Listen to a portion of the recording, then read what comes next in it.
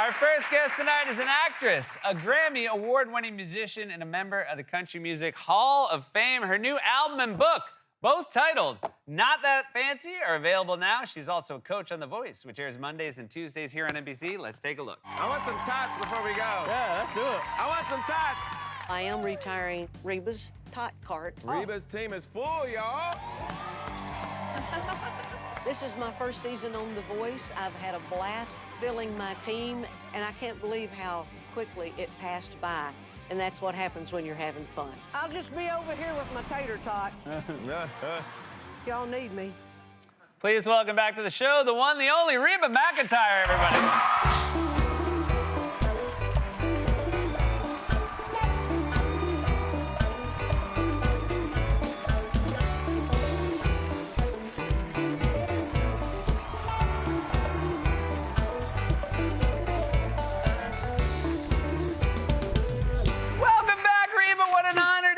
Again. So long since I've seen you. Well, it was last night. Oh, was it? That's right. It was last night. Time flies when you're having fun. We did a wonderful event at Town Hall for your book last night, right here in New York City. And my goodness, your fans were out in full force. The people that love you, they love you very much. And I hope you felt it last night, because that was a special evening. I thought it was a lot of fun. You did a great job. Thank you. I'm very glad I did it, because now I'm going to make you tell another story you told last night. Okay. It was so good. Okay. You know, this book is a very wonderful collection of stories and anecdotes, and you can tell how much your family means to you. Yeah. Generations of the McEntires. But you were talking about your mama, and I think it was a story about your grandmother needed a drink. Is that right? No, Mama. It was your mama. Okay. Yeah.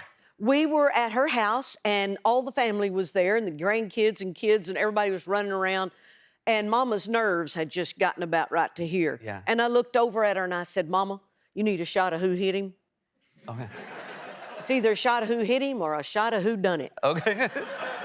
And she said, yeah. And she told Lou Casey, her granddaughter, she said, Lou, come here. She said, I want you to go in my bedroom, go in the bathroom, look in the bottom of my dirty clothes hamper, and bring me a bottle of Crown out here. She said, got it. And I said, Mama, why do you put your Crown in the bottom of your dirty clothes hamper? He said, do you think my grandsons are going to go in there checking for Crown in my dirty clothes? I love it. She's one step ahead of him. Telling you. She stayed one step ahead of him. Absolutely, always.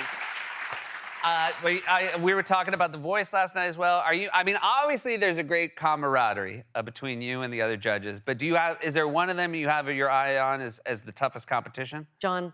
Yeah. John Legend, yeah. John Legend, yeah. John's got a great knack for picking great singers, and when we're with our backs to the singers that come on to audition, I'm always kind of going that way, looking at John, see if John's going to hit his button. Well, John's really sneaky. He won't do anything. He'll just be, and do it like that. And we're like, oh, man. Yep. But it's fun. You seem like you're having a fun time. I really am. It's lovely. You also, I hope you had fun writing this book, because, like I said, it is a collection of a lot of things. It's recipes, it's self-help, it's your own story. And while you're writing it, and you're also, the album as well, this is a collection of songs you've done before, some new, but mostly just a reimagining of some wonderful songs. And both of them are a real gift to your, your fans and people who maybe are going to be a fan after they read it. But of these recipes, can you just tell us real quick your tater tots recipe? Because that is one that I'm the most confident anyone can do. Thank you very much. Yes, you get in your car. Yep. And you put it in reverse, get out of the garage, and drive down the road. Yep. And you find your nearest Sonic. Yep. Pull in the entrance, not the exit. Yep. And you pull in one of them little slots, and you push that red button, and you say, can I have me some tater tots? And I hope they don't say we're out. Yep, and you hope you don't say that out. Thank you for putting go in the entrance, not the exit, because I think that's the one part I always get wrong about the recipe. Well, yeah, I've done that. You do have this wonderful new restaurant called Reba's Place. Uh-huh. In Atoka, am I saying that right? You Atoka, did. Oklahoma. Yes. And that's also a music venue. Yeah, it's got a little bitty stage. Little bitty stage, yeah. But you were talking about how you kind of go in there every now and then. I would imagine it's called Reba's Place. You're Reba, you walk in, people get excited right away, but you were saying sometimes they just don't even notice it's you. Yeah, we did a surprise appearance, and Pate, my older brother, was up playing, and he kind of got down, and my band snuck up there, 3 or 4 of them, and I came through the kitchen and hopped up on the bandstand and started singing Can't You Get the Blues? And nobody said anything. I mean, they didn't even look up from their chicken fried steak. They were serious about it. And all of a sudden I went, and they went, what's that? And they go, That was pretty exciting. yeah, well, I mean, I guess they just couldn't believe Reba would actually be at Reba's place, but there you go. I guess they thought it was, you know, playing over the speakers or something. It does speak to the quality of the food. They won't even look up from their chicken fried steak. I'm going to use that. There you go. Thank you. You have some farmers that are showing their love for you in the launch of this book and this album. I mean, I don't even know how you go about this, but I will say it's incredibly impressive. These are, I guess they're just using some real good lawnmowers. So there's Von Thune Farms. I've asked, how do they do that? Here's another one. That's a very good Reba as well. I mean, How about that? it's worth getting a small plane just to go up and fly around this country to see where your face is turning up, right? Do they put a computer chip in the tractor or something? How do they do that? I think they might. I was trying to figure it out, but you're right. There's probably No idea. computers. Yeah.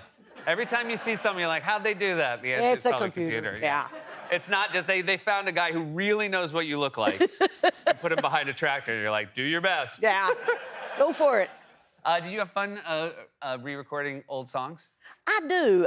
Dave Cobb, he and I worked on this album to strip it down and get just to the meat of the song, and not a big production, which I'd done originally for these songs.